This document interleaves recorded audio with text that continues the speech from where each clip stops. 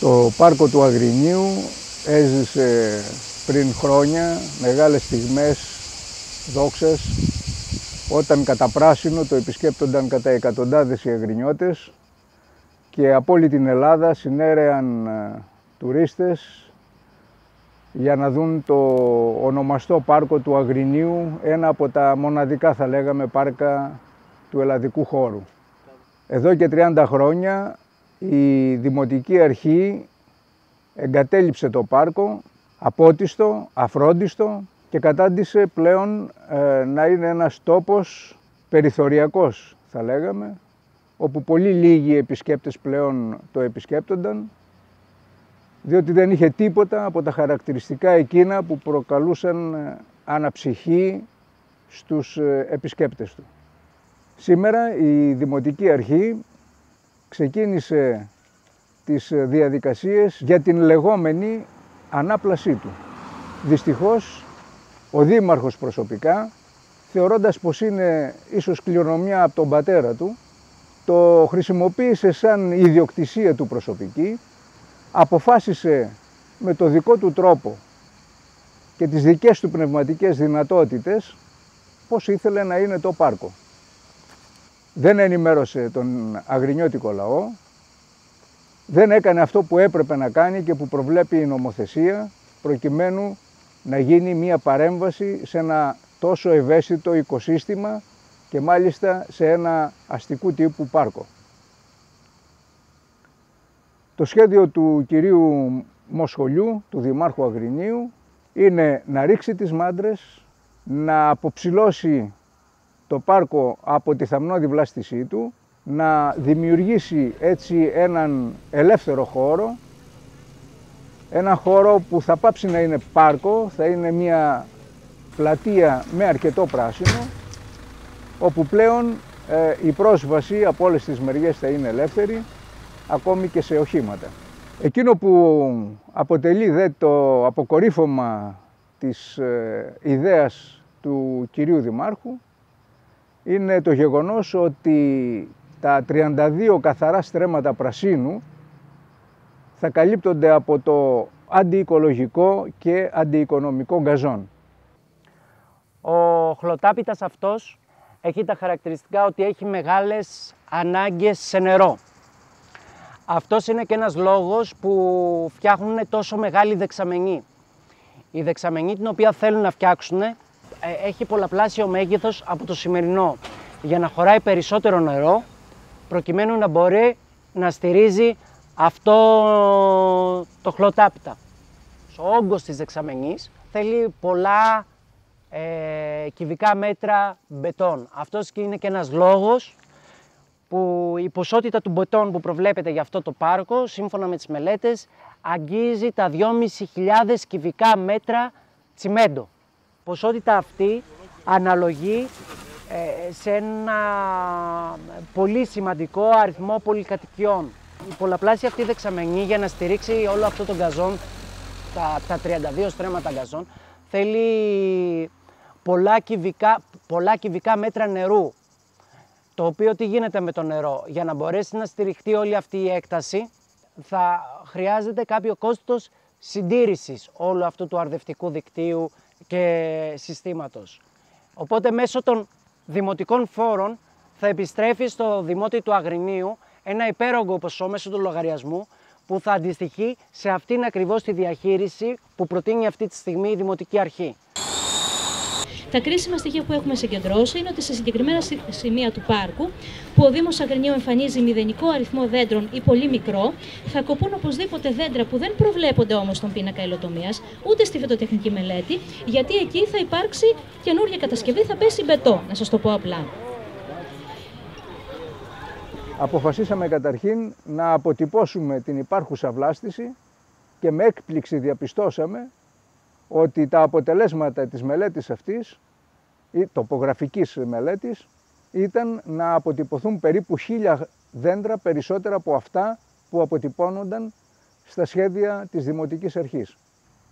Κοινή λογική χρειάζεται για να αντιληφθεί κανένας ότι στις προθέσεις της Δημοτικής Αρχής είναι να αποκοπούν τα 1.000 αυτά περίπου δέντρα χωρίς να υπάρχει καμία επίπτωση νομική ή άλλη για αυτούς που θα προβούν στο έγκλημα αυτό. Αν τυχόν φύγει αυτός ο πνεύμονας από το σημείο που βρισκόμαστε, θα έχει ως αποτέλεσμα η πόλη του Αγρινίου να αρχίσει να ζει ημέρες κολαστηρίου. Εδώ πέρα, σε μια πόλη με μέσες θερμοκρασίες σε περίοδους καύσωνα 45 βαθμών Κελσίου, υπό συνθήκες άμεσης ακτινοβολίας, φαντάζεστε αν λείπει αυτή η έκταση, τι θερμοκρασίες θα προκύψουν. Δεν υπάρχει καν περιβαλλοντική μελέτη που είναι το βασικό και μετά θα δούμε τι θα κάνουμε. Με βάση αυτό το δεδομένο και με τη διαφωνία μας για δίκτυα αποχέτευσης, για τεράστιες δεξαμενές, για μεγάλες πλακοστρώσεις, για μάρμαρα, για τσιμέντα που προβλέπονται από το σχέδιο του κυρίου Δημάρχου, προσφύγαμε στο Συμβούλιο Επικρατείας. Δυστυχώς στο Συμβούλιο Επικρατείας, μετά από 4 μήνες αδράνειας,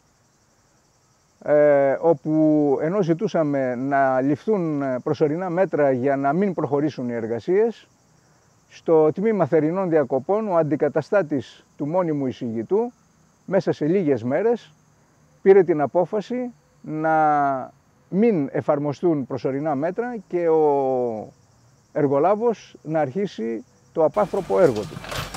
Κατά τις 20 Αυγούστου άρχισαν οι εργασίες, μπαίνοντας μέσα σε ένα τόσο ευαίσθητο οικοσύστημα, γιγαντιαίοι εξκαφείς και γιγαντιαίοι φορτωτές με γιγαντιαία φορτηγά να τσαλαπατάγουν ό,τι πράσινο υπήρχε, να εξχερσώνουν τους θάμνους και σε ορισμένες περιπτώσεις οι εξκαφείς να σκάβουν αποξυλώνοντας μάντρες και αποκαλύπτοντας ρίζες μεγάλων δέντρων και όχι μόνο αποκαλύπτοντας αλλά και αποκόπτοντας με βιαιότητα τις ρίζες αυτές των δέντρων.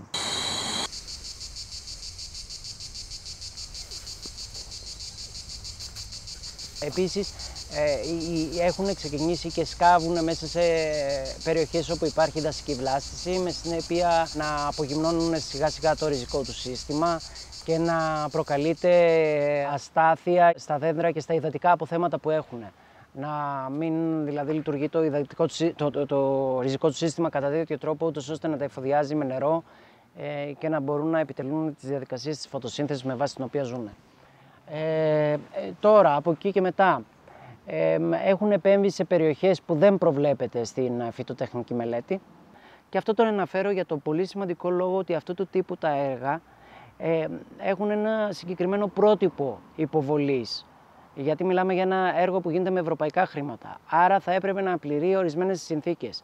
Αυτές οι συνθήκες, οι επιμέρους συνθήκες και όσο περνάει ο χρόνος και ανακαλύπτουμε όλο και συνέχεια πράγματα δεν υπάρχουν, το οποίο σημαίνει ότι με κάποιο τρόπο έχει γίνει αποδέσμευση ευρωπαϊκών χρημάτων χωρίς να τηρούνται οι συνθήκες που θέτει η ίδια η Ευρώπη προκειμένου να γίνονται οι αποδέσμευσεις των χρημάτων των Ευρωπαίων πολιτών, δηλαδή και των Ελλήνων, μέχρι στιγμής τουλάχιστον. Οι Αγρινιώτες και ειδικότερα η νεολαία του Αγρινίου εξεγέρθηκε απέναντι σε μια τέτοια βάρβαρη συμπεριφορά, σε μια απαράδεκτη παρέμβαση και άρχισε να αντιδρά δυναμικά, παρεμποδίζοντας όπου μπορούσε τις εργασίες της λεγόμενης, σε εισαγωγικά, ανάπλασης του Δήμου Αγρινίου. Με αποκορύφωμα πλέον, όταν τα μηχανήματα επέπεσαν εναντίον υγιών δέντρων, αποκόπτοντας και τις ρίζες τους, να παρέμβουμε όλοι όσοι ευαίσθητοι Αγρινιώτες βρεθήκαμε εκείνη την ώρα στο πάρκο, να ζητήσουμε από τις παριστάμενες εκεί δυνάμεις χωροφυλακής, αστυνομίας, αλλά και από δημιουργίες ΜΑΤ,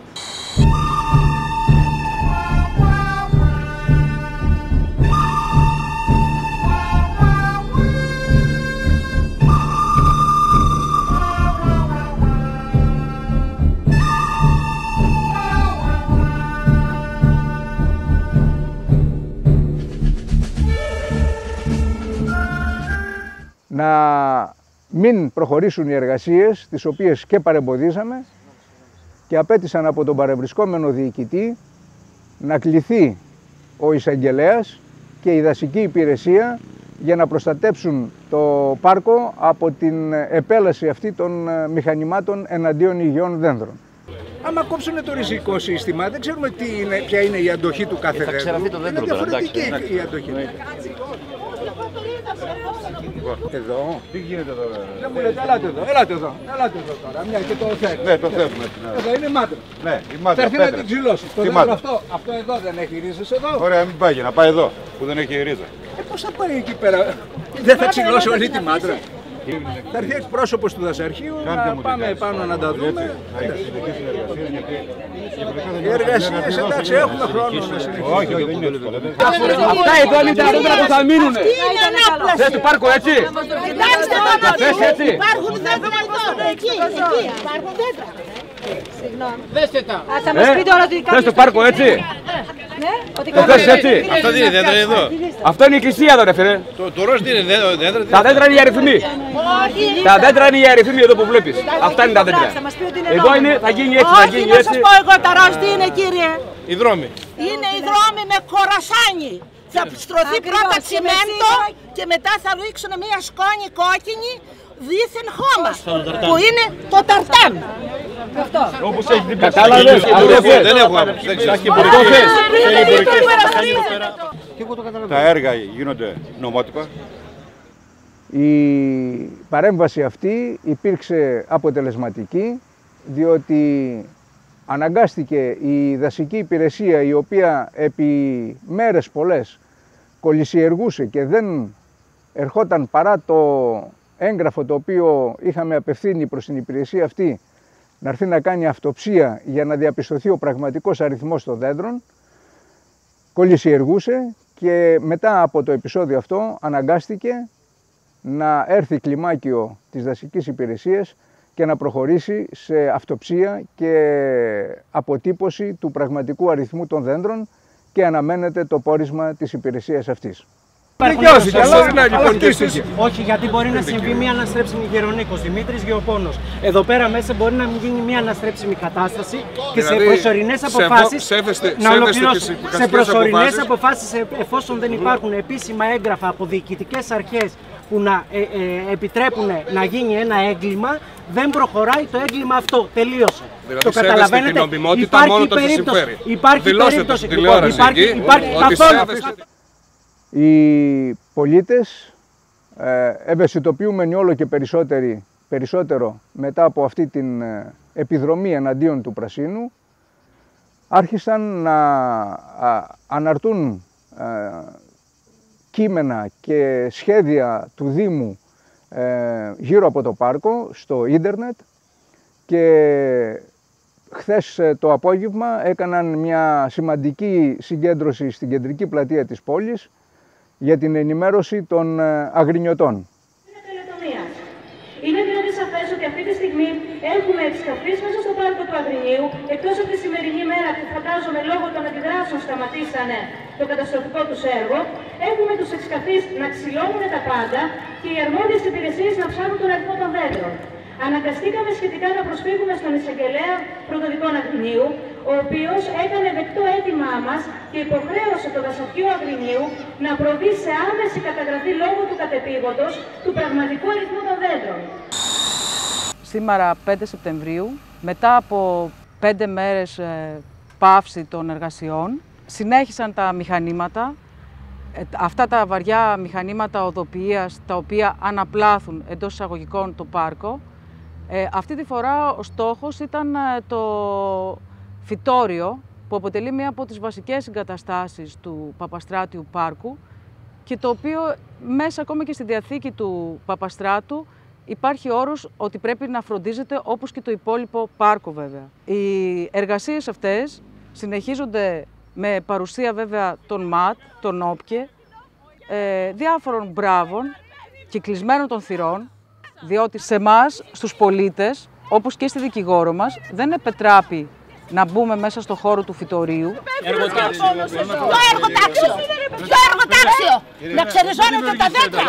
Και οι εργασίες συνεχιζόταν ξεριζώνοντας δέντρα σε ένα χώρο που δεν έχει χαρτογραφηθεί, από το δασαρχείο. Το δασαρχείο μάλλον παρουσιάζει μηδενικό αριθμό δέντρων, τη στιγμή όπου ο καθηγητής κ. Ζάγκας, ο οποίος επιμελείται κατά κάποιο τρόπο της υπόθεσης του πάρκου, ο οποίος είναι και καθηγητής στο Πανεπιστήμιο Θεσσαλονίκης και πρόεδρος στη δασολογική εταιρεία, έχει αποτυπώσει δέντρα τα οποία έχουν ηλικία μέχρι 60 χρόνων. Ξεριζώσανε πάρα πολλά από τα δέντρα του φυτορίου, τα οποία υποτίθεται ότι θα τα μεταφυτέψουν. Δέντρα τα οποία είναι ξεριζωμένα σε τόσο μεγάλη ηλικία, με σπασμένες τις ρίζες, όλοι ξέρουμε ότι δεν μεταφυτεύονται. Κάναν ήδη αρκετά μεγάλη ζημιά, όπως έχουν κάνει και στο χώρο που είναι τα λιγούστρια τις προηγούμενες μέρες που γινόταν εργασίες. Αυτό που κάνεις είναι παράνομο, είσαι αυτόφορο τώρα. Τώρα είσαι αυτόφορο, είσαι μέσα τώρα. Τώρα είσαι μέσα. Παρανομείς τώρα, είσαι αυτόφορο. Κατέβα το μηχάνημα, κλείς τη μηχανή και κατέβα κάτω. Είσαι αυτόφορο τώρα, πώς σε λένε. Πώς σε λένε. Καταγγέλουμε ότι όλες αυτές οι εργασίες έγιναν χωρίς φυσικά να υπάρχει ο αρμόδιος δασολόγος που θα μιλήσει για την υγεία των δέντρων εφόσον ξεριζωθούν και όπως λένε ότι πρόκειται να μεταφυτευτούν. Χωρίς να είναι το κλιμάκιο από την Πάτρα με το οποίο μιλήσαμε, ο κύριος Μπακουλόπουλος συγκεκριμένα και ο κύριος Σμιλιωτόπουλος, διευθυντές στην Διεύθυνση Συντονισμού και Διεύθυνση Δασών της Πάτρας, οι οποίοι ενώ μας είχαν πει ότι θα είναι παρόντες, απουσίαζαν. Καταγγέλουμε λοιπόν την αυθαίρετη επέμβαση αυτή των μηχανημάτων οδοποιίας, το τονίζουμε, μέσα στο χώρο του φυτορίου και επιφυλασσόμεθα για περιττέρω ενέργειες του Δήμου, παρουσία βέβαια των ΜΑΤ όπως φαίνεται, που θα είναι ακόμα πιο καταστροφικές για το μέλλον του πάρκου.